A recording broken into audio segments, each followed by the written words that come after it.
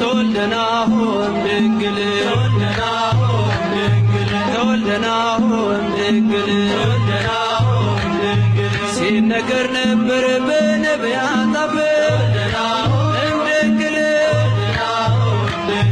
በአንዱ በእግዚአብሔር በአንዱ በመንፈስ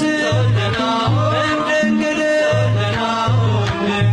አንድ ቀን እንዲሆን ፀሐይ እንዲወጣ እምድንግል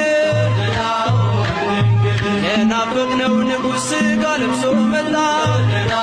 እምድንግል ተወልደናሆም ድንግል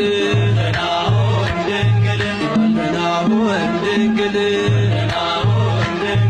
አብርሃም ያንን ቀን ለማየት ናፈቀ